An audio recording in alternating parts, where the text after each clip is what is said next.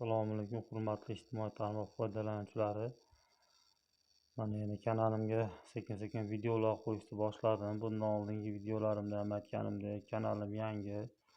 Blokka tushib qolmaslik uchun o'zini qonun qoidalari bor ekan, ya'ni avtorskiy prav deb qonun qoidalari juda ko'p ekan. Endi shularga blokka tushmasdan sekin-sekin kanalimni rivojlantiryapman. Kanalim yaxshi rivojlanib olgandan keyin hozir ham ko'z tegmasin, 5-6 mingta prosmotr, 15 ta подписчик bo'ldi. Kundan kunga bitta, ikkita qilib qo'shilyapti. Endi to'g'ri videolarimiz oddiy. Endi kanalim yaxshi rivojlanib mana boryapti. Endi joylarga chiqib ham mana shu borib videolar qilsak, ularni ham qo'yamiz. Qo'yib o'zim shu videolar qilaman. Endi hozir shu blokka tushmasdan shu kanalni yaxshi rivojlantirib olsam. Endi hozir yaxshi ketyapti, ko'z tegmasin. Ko'rilyapti. Podpischilar ko'payyapti. Endi men o'zim buni bundan oldinda shu kommunal sohadagi qonun qoidalar, ta'minotchi, iste'molchi huquqlari, har xil qonun qoidalarni o'rganaman deb bu kanalni ochganman. Endi mana hozir bu YouTube kanalida juda ham katta imkoniyatlar bor ekan. Bunday olib qaraganda, shu hozir nima kerak bo'lsa, mana shu ijtimoiy tarmoqlardan, YouTubedan topsangiz bo'ladi ekan. Ya'ni ijtimoiy tarmoqda shu o'ziga kerak buyum, mahsulot yoki bir biznes reja yoki biron joyda lokatsiyasini yo bir adresini, ya'ni manzilini bilmoqchi bo'lsangiz ham shu bemalol ijtimoiy tarmoq orqali kirib o'rgansa va ma'lumot olsa bo'ladi ekan. Hozirgi kunda mana yana YouTube'dan ham katta kanallar ochib, bundan pul daromad qilib bir ishlayapmiz degan kanallarni ham ko'ryapmiz. Videolar qo'yyapmiz, pul topyapmiz degan kanallarni ham ko'ryapmiz. Masalan, to'g'ri yo'lda to'g'ri ishlatib, buni ham qonun qoidalarini bilgan bolalar, akalar masalan bor ekan. Endi bu ham lekin oson narsa emas ekan. Masalan, men o'zim ham mana qiziqib shu qonun qoidalarini ichiga kirib barchasini o'zim o'rganganim uchun noldan, lekin mana o'rgansa bo'ladi ekan. Men o'zim noldan, o'zim hamma yoqdan mana ro'yxatdan o'tib, o'zim noldan barcha shu qonun qoidalarini, hamma kerakli bo'limlaridan, qoidalaridan o'tib, kanalimda masalan ijtimoiy tarmoqlarda ko'rinadigan qilib, ro'yxatdan o'tib, joylab, videolar qo'yib, prosmotrlar qilishni boshladim. Bu yaxshi ekan. Masalan, men mana shu ijtimoiy tarmoqlarni mana ko'rib, to'g'risi katta shu bloger bolalarni ham shu katta shu kanal ochgan bolalarni ham ko'rib, masalan havas qilardim. Chunki молодец, shunchalik ochib shuni qoidalarni shundan yurgizyapti deb. Men o'zim ham mana shuni noldan yurgizishni boshlaganimdan keyin bildimki, bu ham lekin oson emas ekan, lekin o'rganaman degan odam o'rgansa bo'lar ekan. Sababki, masalan, har bitta narsani qonun qoidasiga rioya qilib bemalol o'rgansa bo'lar ekan. Ma'lumot olib, ma'lumot yig'ib, ma'lumotni ham to'g'ri, ya'ni to'g'ri ma'lumotni odamlarga foydali bo'ladigan bir hayotida, bir kun tartibida bir foydali bo'ladigan ma'lumotlarni bemalol o'rgansa bo'ladi ekan. Hamma narsani ham o'zi to'g'ri yo'lda foydalansa masalan foydali bo'ladi.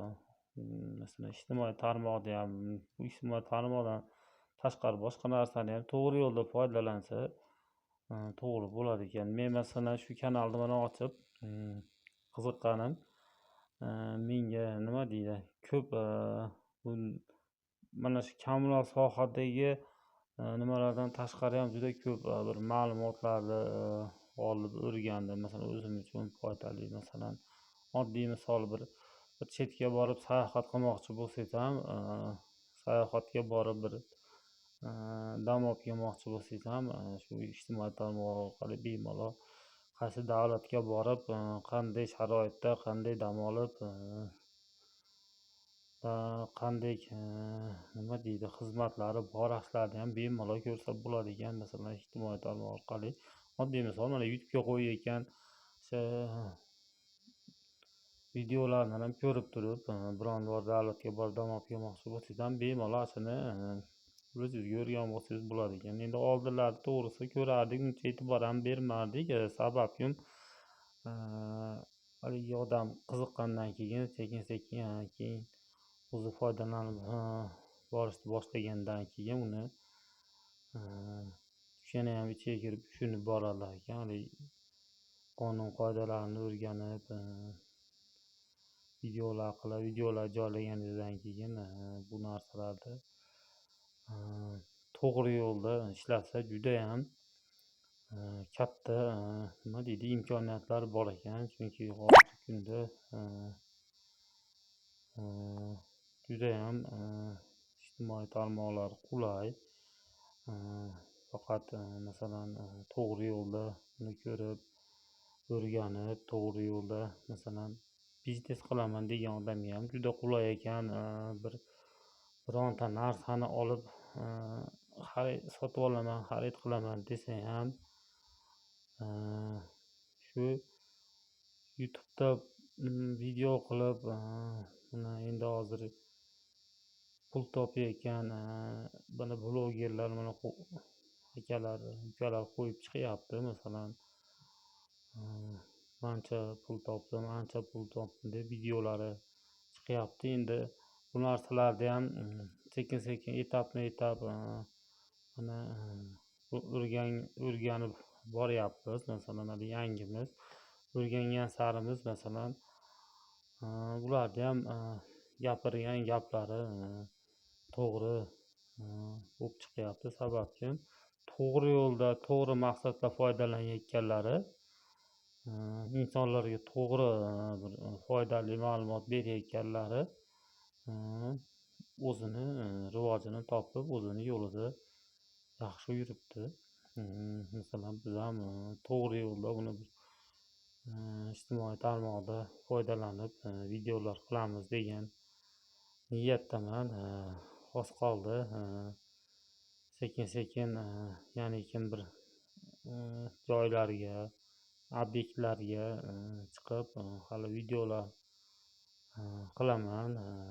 Endi bu narsalar ham sekin-sekin, etapma-etap bo'ladi. Chunki yaxshi qonun qoidasini o'rganib olgandan keyin hamma narsani ham foydalangan yaxshi ekan. Masalan, qonun qoidani yaxshi bilib olib turib, mana YouTube kanalimnikini ham foydalansangiz judayam qulay va tez bo'lar ekan. To'g'risi boshida men ochganimda o'zim noldan o'sha ijtimoiy tarmoqlardan ko'rib ochganim uchun qiynaldim demayman-u, sekin-sekinroq videolar joylashni boshladim. Endi mana hozir katta videolarga harakat bor.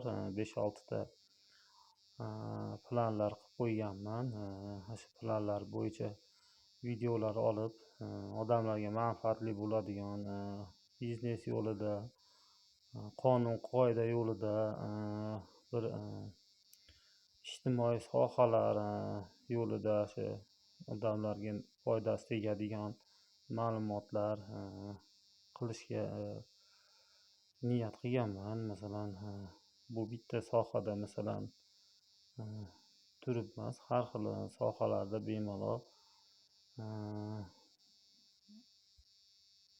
kanal yuritib, nima deydi, ma'lumot berish mumkin ekan. Chunki faqat to'g'ri ma'lumot.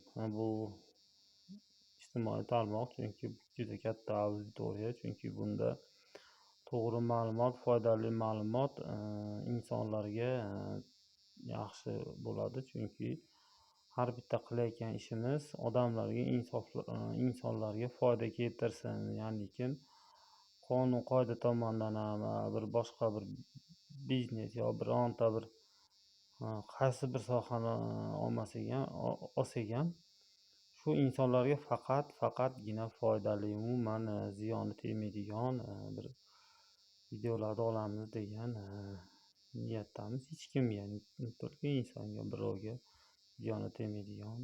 Ya'niki masalan hozir ko'p yo'nalishda mana odamlar YouTube'da olib boryapti. Hammani o'zini yo'nalishi bor. Kimdir show biznes, kimdir reklama, kimdir nima deydi, har xil soha, hammasini o'zini yo'li bor. Men masalan ularni ko'rib to'g'risi havas qilaman. Hammani o'zini yo'nalishi bor. Men ham endi shu yangi kanalim yangiligi uchun men ham o'zim shu yo'nalishlarni sekin-sekin tanlab boryapman. Xudo xohlasa bizdan oldingi katta bloger akalarimizga o'xshab, ukalarimizga o'xshab biz ham kanalimiz rivojlanadi degan umiddamiz. Yaxshi kanallarni rivojlantirib, faqatgina hammaga foydali bo'ladigan videolarni qo'yishga harakat qilamiz. Sog' bo'linglar.